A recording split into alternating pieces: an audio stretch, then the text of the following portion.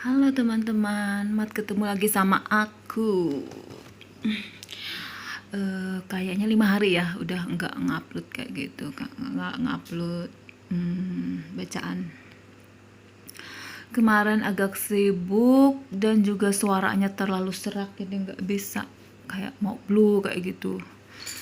Sekarang nggak mendingan. Hari ini hari Senin tanggal 14 Maret jam 8:09 bagian tengah. Harinya udah malam ya, udah malam. Aku baru aja selesai mandi. Cuacanya hari ini agak cerah dari pagi sampai sore ya, agak panas kayak gitu. Jadi sekarang malam suhunya agak gak dingin, gak sejuk kayak gitu. Jadi itu pakai kipas angin. Aku nyalain kipas angin. Makanya aku baru aja mandi supaya nanti bentar lagi kan mau tidur jadi seger kayak gitu. Aku ada kewajiban untuk ini nyelesain baca buku ini, Not Left Behind, seperti janjiku kan. Udah sampai yang ke hari yang kesekian kan. Aku harus nyelesain buku ini. Nanti kita lanjutkan ke buku-buku novel yang lainnya atau bacaan yang lainnya juga. Apa kabar kalian teman-teman? Aku kangen kalian. Aku nggak tahu kalian kangen aku apa enggak. Yang pasti nggak ada yang dengerin. Nggak apa-apa lah, aku mau menghibur diriku juga. Syukur-syukur kalau ada yang dengerin. Ini kayak radio zaman dulu ya, nggak ada filmnya. Cuma suara kayak gitu. Aku bukan memanjain visual kalian, tapi telinga kalian kayak gitu, bukan mata kalian. Aku manjain telinga kalian, audio kalian, bukan visualnya. Oke, kita mulai aja sekarang, sudah pukul 8:11. Aku lanjutin ya. Hari yang kemarin terakhir, hari yang ke 200 sampai 203 atau 205, dia kan ada kayak dilampauin kayak gitu kan, kayak kemarin aku bacain kan mulai hari yang ke 200 sampai 203. Hari ini 206, berarti hari ke 204 dan yang ke 204 dan ke 205 nya dia lampauin kayak gitu kan. Mungkin 2 hari itu dia nggak nulis kayak gitu. Jadi yang hari yang ke 206 lagi. Oke, aku catat dulu supaya nggak lupa. Elena 206 sampai, kita lihat sampai hari yang berapa nanti ya. Mejanya ini separuh penuh. Mesti digeser-geser dulu. Oke, kita mulai saja. Hari yang ke 206, 23 Juni. Mana suara anak-anak tadi bermain petasan tadi di luar. Oke. Hari yang ke 206, 23 Juni. Geser ke sini dulu, mendekat. Nah, supaya suaranya lebih jelas. Hari ini kami minta izin untuk memanjakan Elena. Dengan kerontokan rambut dan pipinya yang membengkak, ia memerlukan kemanjaan yang dapat kami tawarkan. Gracie, si petualang, mendapatkannya lebih dahulu. Cat kuku merah jambu dan merah serta keriting rambut ala Shirley Temple, penampilannya hebat.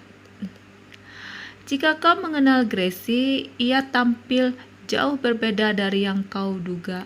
Tidak seperti anak lelaki lagi, setidaknya hingga keritingnya hilang. Elena selalu rendah hati, tertarik pada rambut penata rambutnya yang diberi warna terang merah, sehingga akhirnya ia memutuskan untuk menirunya. Setelah pergi ke tiga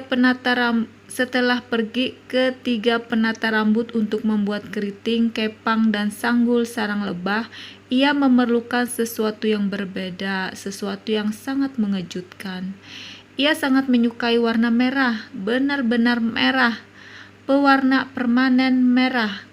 Maka ia melakukannya. Mom dan aku tidak akan mengatakan apapun pada gadis yang telah selama 7 bulan disodok dan ditusuk, masuk keluar rumah sakit dari negara bagian yang satu ke yang lain. Kami membatasinya pada tato dan melubangi telinga. Setidaknya untuk sekarang ini. Kukira jika ia kembali ke salon, permintaan untuk tato dan melubangi telinga akan segera menyusul. 2 jam kemudian, Elena memiliki gaya dan warna rambut baru, sekaligus boneka anjing berkaki 4 dan sebuah smoothie buah beri, yang semuanya adalah pemberian dari salon yang berusaha sekuatnya membuat Elena merasa nyaman walaupun punggungnya sakit terus-menerus. Mungkin tato bukan gagasan yang terlalu buruk, selama tidak di atas kulit putri-putriku. Namun perjalanan kami benar-benar ada maknanya karena Elena dengan bangga memamerkan rambut barunya. Mungkin ini akan mengalihkan kekecewaan akan pipinya walau sedikit. Hari yang ke-209, 26 Juni. Kami menyebutnya kartu-kartu liar dan biasanya terjadi. Oh ya, aku tadi bentar ya, aku skip sebentar. Aku mau ngobrol kayak gitu. Pagi tadi aku kan teleponan sama adekku yang lain beda provinsi kayak gitu. Aku kan sempat kemarin itu tinggal di sana kayak gitu kan. Aku kenal ada seorang ibu. Beberapa kali aku lihat kan dia datang ke toko kayak gitu kan. Di sana kan orang tua ada tokonya kayak gitu, toko sembako, jadi dia sering datang kayak gitu kan, ada keperluan kayak gitu beberapa kali. Habis itu kan aku nggak di sana lagi, udah 2 tahunan kan nggak di sana lagi, tapi aku kenal dia, aku tahu kan gimana orangnya. Pagi tadi menjelang siang aku dengar kabar orangnya ibu itu meninggalnya mendadak. Aku kayak sedih kayak gitu karena aku tahu orangnya, aku pernah ngelihat orangnya kayak gitu kan beberapa kali.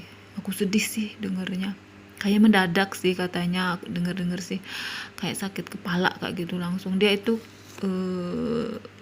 ada yang ngasih tahu kayak instruktur senam kayak gitu. Sedih banget aku dengarnya, yang mendadak kayak gitu kan, nggak sakit nggak apa, instruktur senam lagi. Ya itulah, kita hati-hati lah, jaga kesehatan semua.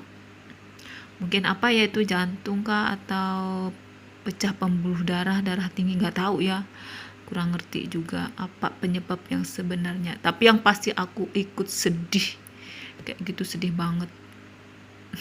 Kan aku tahu karena aku pernah ngelihat dia beberapa kali. Ibu itu orangnya masih muda, anaknya ya remaja lah kayak gitu, tapi tampangnya masih muda kayak gitu, remaja, lulus SMA mungkin anaknya udah, atau kelas 3 SMA, kurang jelas juga. Ya udah, sedih. Oke, kita lanjutkan. Hari yang ke-209, 26 Juni. Kami menyebutnya kartu-kartu liar dan biasanya terjadi pada pukul 2 pagi. Ia terbangun, menyodok Mom dan mengerangkan sesuatu yang tidak dapat dimengerti. Kami bertanya apakah ia ingin berbaring miring. Ia menggelengkan kepalanya. Kami bertanya padanya apakah ia ingin telentang. Ia menggelengkan kepalanya. Kami bertanya padanya apakah ia ingin selimutnya ditarik hingga ke lengannya. Ia mengerang lagi. Kali ini kami mengerti, ia mengatakan tidak. Kami bertanya apakah ia ingin boneka hewan lagi. Ia menggelengkan kepalanya. Kami bertanya apakah tungkainya sakit. Ia mengerang tidak. Sekarang ia menjadi marah. Kami menyalakan lampu, mencari petunjuk apapun yang ada pada wajahnya yang mungkin menyatakan apa yang dikehendakinya. Kami memintanya untuk mengatakannya lagi. Kali ini kami mengira ia mengatakan kepada kami, "Tanggalkan jaket nenek."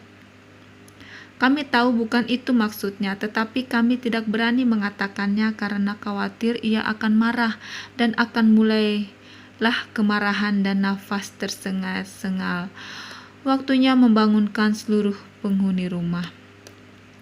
Tidak lama setelah itu, semua lampu dinyalakan dan mulailah permainan dini hari. Elena mencoba mengejak, tetapi dengan tangan lumpuhnya yang kami dapat tangkap adalah E dan L. Namun itu tidak membantu. Ambil buku tulis. 2 menit kemudian dengan kertas di tangan ia menggambar U kecil dengan garis melintasinya. Itu gambar atau huruf? Ia menggelengkan kepalanya. Kami bertanya apakah hal itu ada di ruangan ini? Ia menggelengkan kepalanya. Kami bertanya apakah ada hubungannya dengan tubuhnya? Ia mengerang tidak. Ketika kami mengajukan pertanyaan yang paling penting malam ini, apakah ada hubungannya dengan malam ini? Ia menggelengkan kepalanya. Tidak. Karena itulah ini disebut sebuah kartu liar. Seringkali ia meminta sesuatu yang sederhana seperti minum atau pergi ke kamar mandi. Lain waktu kami beruntung dan mengerti pada terkaan pertama atau kedua. Tetapi kartu liarnya yang membuat kami sangat kerepotan. Ini terjadi ketika ia menginginkan sesuatu yang tidak ada hubungannya dengan apa yang sedang dikerjakan ketika itu. Seringkali hanya sebuah observasi dan ia tidak menginginkan apapun. Ia hanya ingin memberitahu kami sesuatu yang dilihatnya sehari yang lalu. Lain waktu ia ingin mengatakan kepada kami apa yang ingin dikerjakannya besok atau 2 hari yang akan datang. Ia mengatakan kepada kami bahwa ia ingin kaos kaki merah jambu besok, atau ia menghitung 5 bendera dalam perjalanan pulang dari rumah sakit. Hari yang lainnya nyaris tidak dapat diterka, namun ketika ia untuk pertama kalinya kehilangan suaranya, kami berjanji selama ia tidak menyerah, kami juga tidak. Hadiah bagi kami adalah senyuman terlebar dan tak ternilai yang pernah kau lihat ketika ia menyadari bahwa ia mampu berkomunikasi dengan kami walau dengan berbagai cara. Terapis bicara mengunjungi Elena untuk membantu kami meningkatkan komunikasi kami, menyadari bahwa bahasa isyarat tidak lagi berhasil.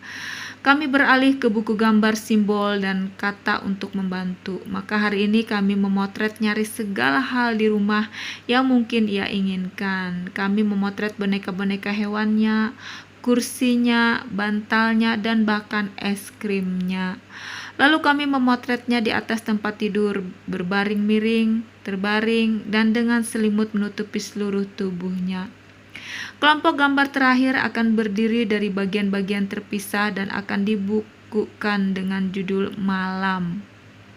Mungkin sekarang kami bisa tidur agak lebih lama. Kemarin malam saja ia terbangun 8 kali, 7 diantaranya ia ingin diubah posisinya. 1 kali adalah kartu liar. Kartu liar yang satu itu memerlukan waktu yang lebih lama untuk mengerti daripada gabungan dari 7 lainnya.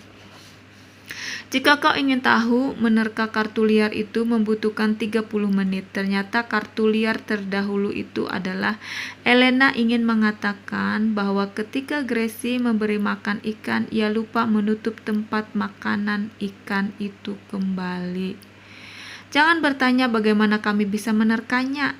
Jadi setelah setengah jam menerka, kami turun ke bawah menutup tempat makanan ikan dan membawanya ke atas sebagai bukti. Ia tersenyum dan segera kembali tidur. Kami perlu 1 jam untuk kembali tidur juga. Terapis bicara tidak mengerti mengapa aku memintanya memotret tempat makanan ikan dengan tutup terbuka. Tetapi Elena mengerti.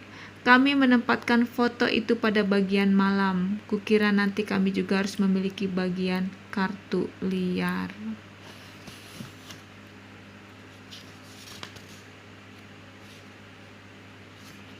Oke, kita sambung lagi ya. Hari yang ke-211, 28 Juni. 7 bulan terlalu singkat, namun kami tidak pernah menduga ia akan berhasil. Setelah dinyatakan bahwa ia hanya memiliki 235 hari untuk hidup, kemudian dinyatakan lagi 135 hari. Untuk 135 hari untuk hidup, kemudian dinyatakan lagi kami boleh berharap hingga 7 bulan. Kami sekarang memiliki alasan untuk merayakan, lagi pula 7 bulan terlalu singkat. Kukira Elena sekarang menyeberangi area yang belum ditemukan. Aku tidak mengira siapapun juga benar-benar memiliki statistik stadium tinggi di IPG Pediatrics. Tetapi secara tidak resmi kami telah diberitahu bahwa masih sanggup bertahan hingga 7 bulan itu termasuk rata-rata. Tetapi seperti yang lainnya juga dalam penelitian kasus kanker pediatris, kupikir tidak ada orang yang benar-benar tahu. Sekalipun mereka tahu, mereka sangat pasti memiliki kelemahan dalam jumlah sehingga sebagai orang tua, kau merasa bersyukur ketika anakmu melampaui rata-rata. Tidak apa-apa, kami akan mengambil kelemahan jumlah itu dan merayakannya. Perayaan Elena kami adakan ketika hanya ada sedikit sekali yang bisa dirayakan. Dalam kasus di IPG Pediatrics, ketika aku menulis ini, aku mendengar masih ada anak lain yang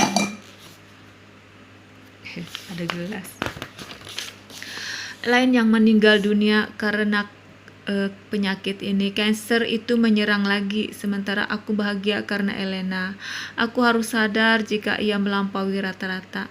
Ada anak lain yang menjadi korban. Seperti itulah hukum rata-rata. Maka malam ini aku memeluk Elena agak lebih lama dengan memperlihatkan kegembiraan di dalam hatiku. Aku tahu pertempuran masih menanti kami di depan, menjulang dengan ketidakpastian dan tanpa belas kasihan. Sebelumnya hari ini ketika Elena menerima kemoterapinya dan aku mengadakan pertemuan dengan tim dokter yang sangat berkualitas dan penuh perhatian, aku mengajukan pertanyaan yang sebenarnya aku tidak pernah ingin mendengar diriku bertanya. Jika Elena meninggal, bagaimana terjadinya? Apakah dengan tenang atau dengan cara yang kutakutkan? Cara yang terbayang di dalam benakmu ketika kau membaca orang tua lainnya menceritakan saat-saat terakhir anak-anak mereka. Tentu saja, mereka tidak pernah menceritakan bagaimana, tetapi sebagai orang tua yang menghadapi tantangan yang sama, kau pasti akan bisa mengerti apa yang tersirat. Ketika mereka mengatakan malam yang panjang, kau mengerti itu artinya lebih dari sekadar malam tanpa tidur. Ketika mereka mengatakan bahwa anak-anak mereka mengalami sakit kepala, kau tahu sebenarnya lebih parah dari itu. Itu adalah tata krama yang kau tidak pernah mau mempelajarinya. Sayangnya jawaban mereka bukanlah yang tidak kuduga. Mereka mengatakan aku harus bersiap menghadapi masalah pernapasan. Mereka mengatakan mungkin juga akan ada masalah gizi atau kekurangan cairan. Mereka mengatakan mungkin juga terjadi pendarahan di dalam. Mereka mengatakan mungkin ada serangan. Aku tidak mau jawaban-jawaban itu, tetapi aku tahu aku harus mengetahuinya. Ketakutan terburukku akan jauh lebih mengerikan dari kenyataan. Namun ketika aku menyimak mereka mengutarakan kalimat-kalimat itu lambat-lambat dan jelas, aku memusatkan perhatian pada masalah yang ada, sementara reaksi masing-masing dokter menunjukkan bahwa mereka berharap aku bereaksi lebih dari itu. Mungkin air mata, mungkin juga sentuhan. Aku tidak memiliki keduanya. Walau Brooke dan aku mengatakan kami telah kehabisan tisu 6 bulan dan 30 hari yang lalu. Dan kami mulai pertarungan kami segera. Aku tahu itu tidak benar. Di dalam hatiku bagaimanapun aku merasa hari ini berbeda. Elena akan merayakan 7 bulan kelangsungan hidupnya dan berharap akan kesembuhannya. Dalam roller coaster kemoterapinya dan roller coaster perasaan kami, besok aku yakin ini akan berubah. Namun untuk hari ini kami menikmati kebersamaannya karena kami dapat mengalahkan segala kendala.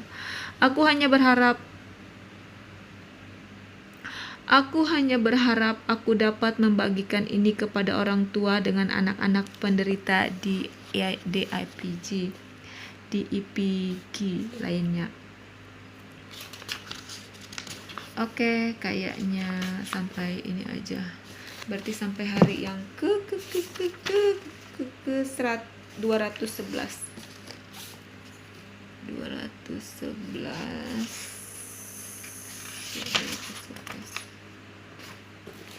Hari yang ke-212 akan kita lanjutkan di video selanjutnya nanti ya.